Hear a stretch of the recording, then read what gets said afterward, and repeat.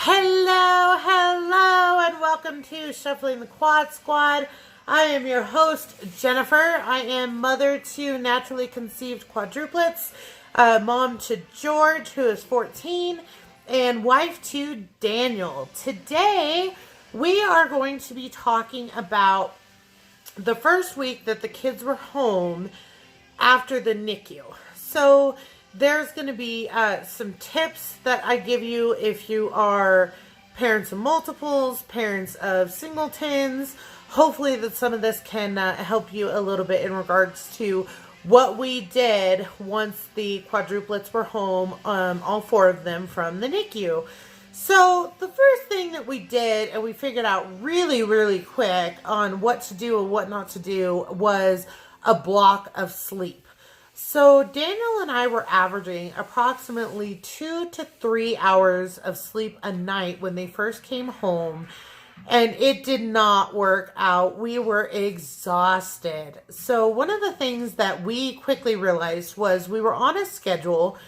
We stayed on the NICU schedule, which helped us quite a bit. So the NICU was feeding them and changing them every 4 hours. So when the quadruplets came home, we fed them once every 4 hours. We changed their diapers every 4 hours.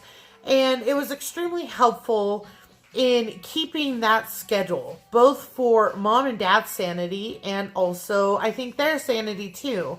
It made it where we knew how long our feedings were going to take and things like that. So we kept them on the NICU schedule. Most hospitals will keep your kids on some type of schedule, whether they are multiples or a singleton. And so it's up to you if you want to keep the schedule that they have created for them. It's 100% up to you, 100% what you want to do. But usually they do put them on a schedule, and it's anywhere from 2 to 4 hours with feeds and diaper changes. So we did that. We stayed on the NICU schedule, and it was a huge help. So once we realized, we were both staying up for the feeds, we were both staying up for the diaper changes, we were getting approximately 2 to 3 hours in a 24-hour timeline or period or whatever. So we decided that the 10 p.m. feed, Daniel and I would do together, and we did. And then the 2 a.m. feed, Daniel would stay up from 10 p.m. to 2 a.m., do the 2 a.m. feed by himself, let me sleep, and then he would go to bed, and then I would get up and do the 6 a.m. feed by myself. So we were getting a block of 6 hours of sleep, and it was huge. It was so helpful that we were getting that block of sleep rather than just 2 to 3 hours a night or a day. Having that 6 hour block, yes, we were still exhausted. Yes, we were still tired. However, having that block of sleep was absolutely incredible. So, the next thing that we did was we had what they call Bouncies. Ours looked like little monkeys. They were absolutely adorable. And, they were so helpful to us to have some place to sit them. They were safe inside of their little monkey bouncy seats. So they were in those up until they were about a year old. They were the best invention ever for us. We would sit them in their little monkey seats, and it was wonderful. So that was a huge investment for us, was those little bouncy monkey seats. They have the 3 clip-on the bottom, almost like a little harness. So it really helps to keep the kids safe. You know that they're safe, and you can do them one by one by one. And we really enjoyed those. Those were incredible. And like I said, we had them until they were about a year old. And then we also had a playpen for them. We did not do a crib. They were so tiny. All 4 of them got to sleep in the playpen. And I always felt like they really enjoyed it. Being quadruplets, they miss being in that close-quartered space. And during their NICU visit, they were in their own glass castles. And so when we set them all in a playpen, we had 2 and 2, They absolutely loved that. They enjoyed being able to be together in that playpen setting. And it didn't take up as much space. And they just thoroughly enjoyed the closeness to one another. So that was another invention that we, loved and adored. And they would actually sleep in that. That lasted maybe 6 months. At that point, they started to really, really grow. And we had put them into their own cribs at that point. But the playpen was a wonderful way to have them where they got to sleep together. And we had one of the playpens where there was like a little layer on the top, about 2 to 3 inches from the top.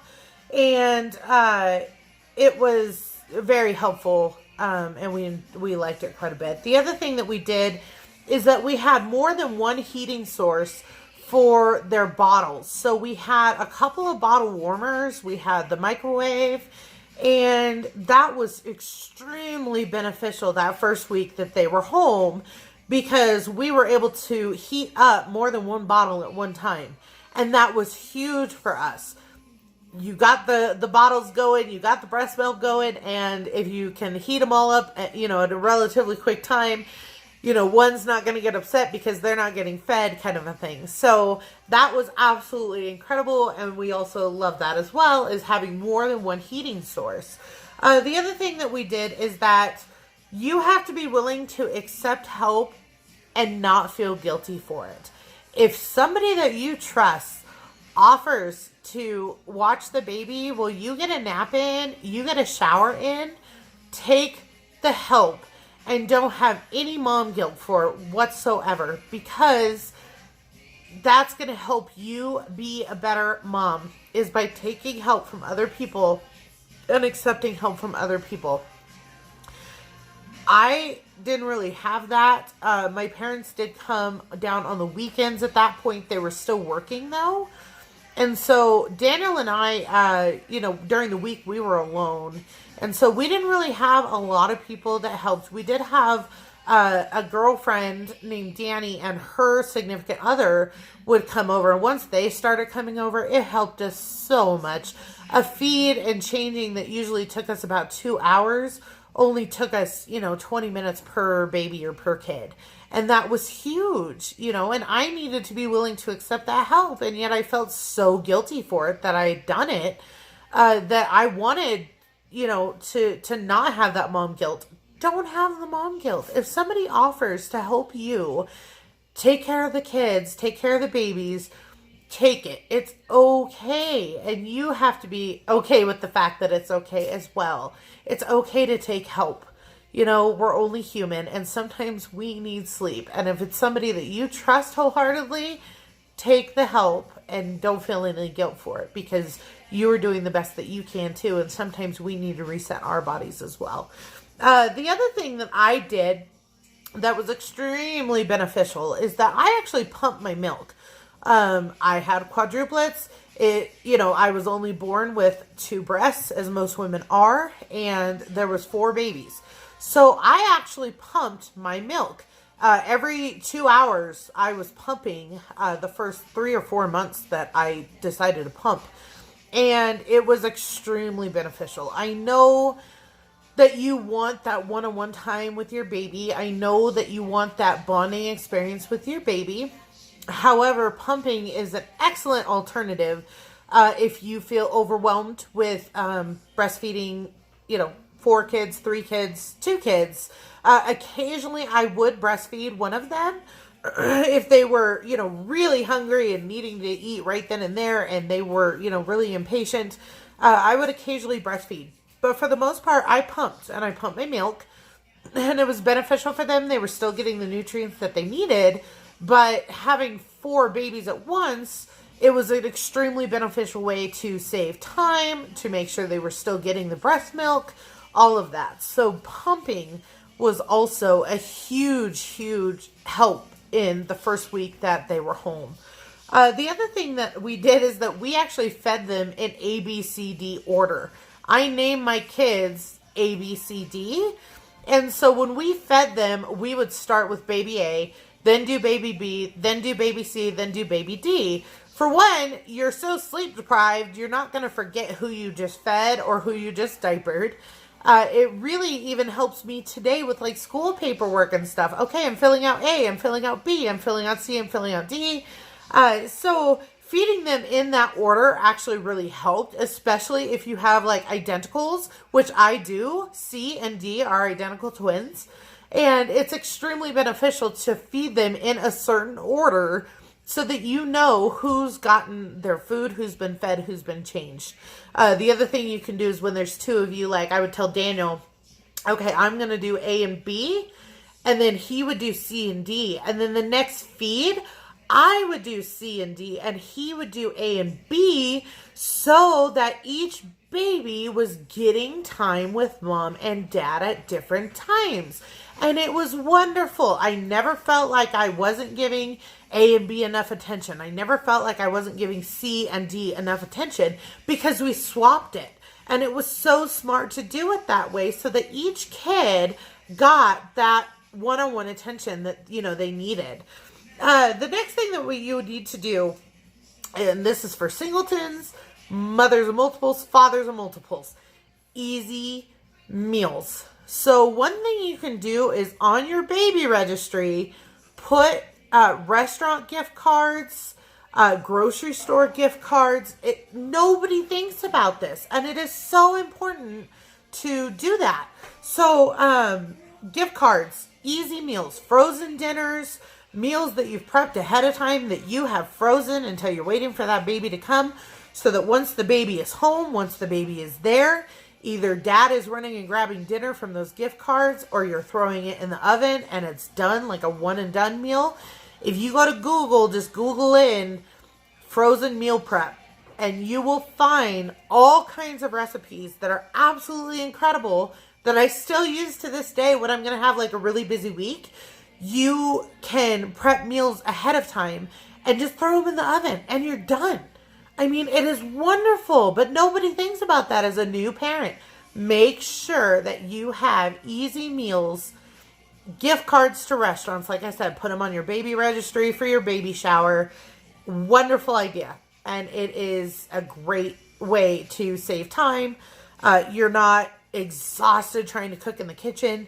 It is a wonderful way to make sure that you are eating and taking care of yourself too. So the other thing that we did is we did housework while they were asleep. So we generally knew that all of them were going to take a pretty good nap around the 2 p.m. feed. So we would always know that from 2 p.m. to the 6 p.m. feed that they were going to sleep pretty well in regards to their nap time. And we would do little things. So I would wipe down the kitchen counters. I would, do the toilet, take out the trash, do anything that could be done for dinner even. I mean, so we knew there was a 4-hour time period there that we could get little bitty housework done. Your house is probably still going to be messy, and that is okay. You're a new mommy, you're a new daddy. You do what you can, when you can, where you can. It is okay that your house is not perfect and doesn't look like a museum. But when you have a little bit of time for a self-esteem issue, then it's really important to, try and keep the house up a little bit. It does make you feel really, really good. It makes you feel like you're accomplished, and your house doesn't get beyond dirty or messy, So we always knew between 2 and 6 that they were probably going to take their nap, and we would do housework around the house. The last thing on my list, even though I'm sure there's plenty more to say or do, is white noise with fans. So for one, we lived in a very hot city at the time of their birth and them coming home. So the fans actually helped really keep them cool and keep them to temperature as well. It also creates a lot of background noise where every little noise is not going to wake them up, startle them, anything like that. So little box fans are incredible for that. Just fans, period, are incredible for that. The only issue is that they will get used to that sound. I am 37 years old. My mom used fans with me, and I still need a fan to sleep to this day. So, I mean, you get used to it, and you need that fan noise in the background, even if you did it as a baby. So those are some of my tips for the first week of the kids being home. I hope that it helped you. I know this video is quick, and I'm sorry about that. I do have to go get the kids from their school bus. So you can write me at titanicdreamsauthor@yahoo.com. Make sure you subscribe to Shuffling the Quad Squad so that you get notifications every time I do a video or go live. And I hope you guys have a fabulous week. I love all of you. Thank you for watching and take care. Bye.